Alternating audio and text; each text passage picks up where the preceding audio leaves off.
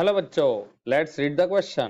A proton and deuterium nucleus having certain kinetic energies enter uniform magnetic field with same component of velocity in the direction of magnetic field.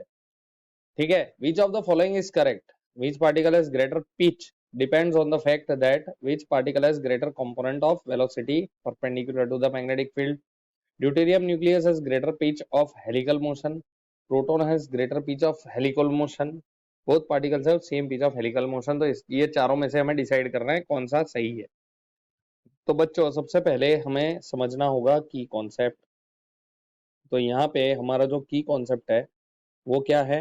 वो है हमारा जो बोल सकते हैं लोरेंट्ज force और उसकी वजह से मूवमेंट ऑफ या movement of charge particle in movement of charged particle in magnetic field अब यहाँ पे थोड़ा समझ लेते हैं ये कॉन्सेप्ट है क्या। तो देखो मान लो कि मेरे पास एक पार्टिकल है प्लस क्यू चार्ज का और मान लो ये ये एंटर करता है, इसकी वेलोसिटी है v और यहाँ पे मान लो ये मैग्नेटिक फील्ड की डायरेक्शन है बी, ये वाली। अब ये इसके इन दोनों के बीच का एंगल है थीटा।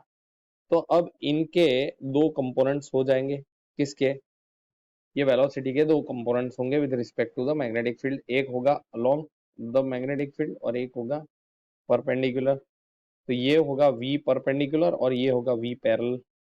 इसकी वजह से ये जो चार्ज होगा वो v परपेंडिकुलर की वजह से सर्कुलर पाथ काटेगा ऐसे, लेकिन ये जो v पैरेलल है वो उसको आगे खींच के जाएगा। तो यहाँ पे वो क्या करेगा, इस तरीके से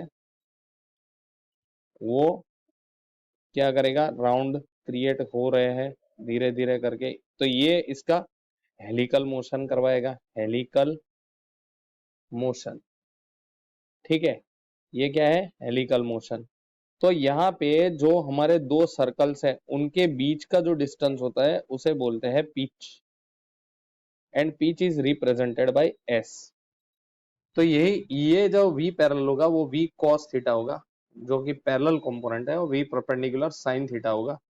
सर्कल होता है वो v परपेंडिकुलर की वजह से होता है और ये जो पिच मिलती है हमें वो हमें v cos थीटा की वजह से मिलती है। अब यहाँ पे क्या हो रहा है, एक प्रोटॉन है और एक ड्यूटेरियम है। तो पहले हमें लिखना पड़ेगा कि what is the formula for pitch. तो pitch s is given as 2 pi m v cos theta, मतलब v cos थीटा जो कि पैरेलल कंपोनेंट है अपॉन क्यूबी। अब देखो ऑलमोस्ट सारी चीजें यहाँ पे कांस्टेंट है सिवाय के m, क्योंकि दोनों की जो वेलोसिटी है यहाँ पे लिखा है सेम कंपोनेंट वेलोसिटी। तो यहाँ पे देखो कौन सी चीज कांस्टेंट है, v cos theta q and b and 2 pi. तो यहाँ पे हम लिख सकते हैं p is directly proportional to m। Now mass of proton होगा प्लस q, क्योंकि एक ही पॉजिटिव चार्ज होता है। मास ऑफ ड्यूटेरियम जो होता है, deuterium it is having 1 proton and 1 neutron. पर मास के तरीके से अगर यहाँ पे हम मास को प्लस क्यू नहीं लिखेंगे, यहाँ पे मास को हम लिखेंगे m। और यहाँ पे दो पार्टिकल्स होते हैं अंदर, एक प्रोटॉन होता है और एक न्यूट्रॉन होता है। तो ये तुम्हारा हो गया 2 इंटू एम, 2m। तो therefore you can say the pitch s of proton upon s of deuterium is equal to, ये प्रोटॉन का होगा m और इसका होगा 2m। तो इसके ऊपर से हम लिख सकते हैं कि जो ड्यूटेरियम का जो पिच होगा इट वुड बी ग्रेटर। तो यहाँ पे S D would be equal to twice S P, मतलब S D would always be greater than S P, मतलब pitch of deuterium will be greater than pitch of proton. तो यहाँ पे हम बोल सकते हैं जो हमारा सही आंसर है वो कौन सा होगा, deuterium nucleus has greater pitch in helical motion. तो बी हमारा सही आंसर होगा बच्चों। Hope you understood. Thank you and best of luck.